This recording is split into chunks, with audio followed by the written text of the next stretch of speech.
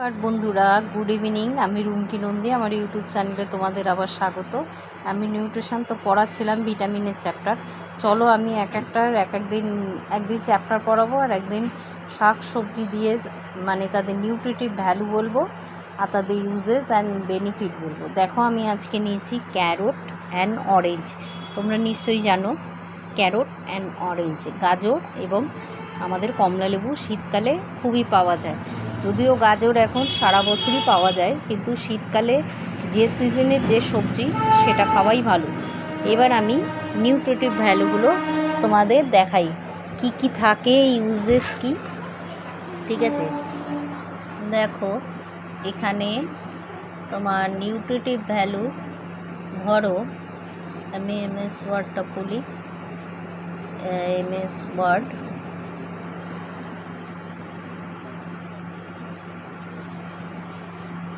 রোজ তো চ্যাপ্টার পড়ালে ভাল লাগে না, কিছু প্র্যাকটিক্যাল জিনিস দেখালে তখন স্টুডেন্টদের আগ্রহ বাড়ে, তাই না? ধরো আমি একটু বড়ই নিলাম, এখানে ক্যারোট লিখছি প্রথমে। ক্যারোট নিউট্রিটিভ ভ্যালু কি কি থাকে, এন্টার। ভিটামিন এ থাকে, তোমার ভিটামিন এ থাকে হচ্ছে equal to 93%। Next vitamin vitamin K থাকে 11%। ভিটামিন এর রাসায়নিক নাম কি কেউ বলতে পারবে? রেটিনল।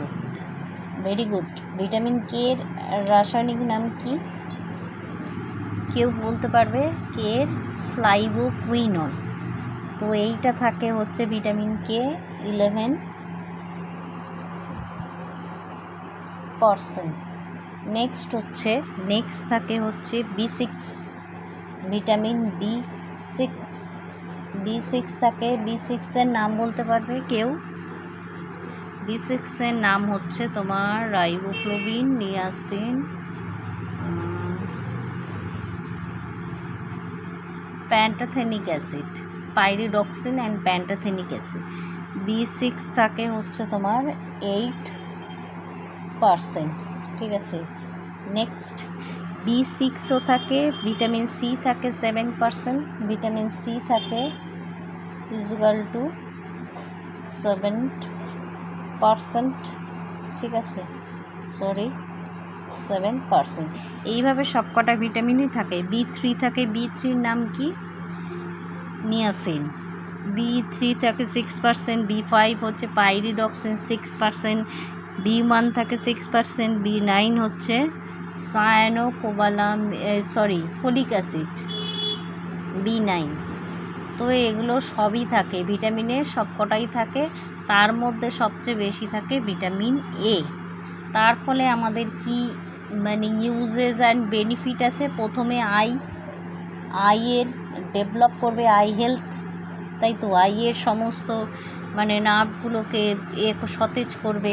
বলা হয় না যে ভিটামিন এ জাতীয় কিছু খাও তাহলে চোখের বিভিন্ন রকম রোগ হবে না, রাতকানা, ক্যারোটোম্যালেশিয়া, জেরপ্থ্যালমিয়া, বিভিন্ন টাইপের বিটা স্পট, তো এই রোগগুলো হয় না। ভিটামিন এর আইয়ের হেলথগুলোকে, নার্ভগুলোকে সতেজ রাখে। নেক্সট হচ্ছে আমাদের তোমার হার্টের হেলথটাকে স্বচ্ছ রাখতে সহায়তা করে। নেক্সট আমাদের হচ্ছে তোমার ডাইজেস্টিভ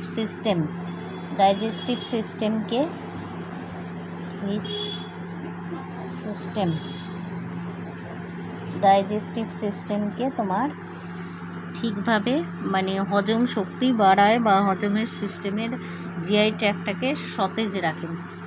বন্ধুরা, আমার কিছুদিন আগে ইউটিআই হয়েছিল, জানো তো। আমার এত কষ্ট হয়েছিল, মানে আমার ডাইজেস্টিভ সিস্টেম পুরো গন্ডগোল হয়ে গেছিলো। আমার মানে ঠিক করে পাচক রস বেরোতও না, যার ফলে আমার খুব অসুবিধা হচ্ছিল।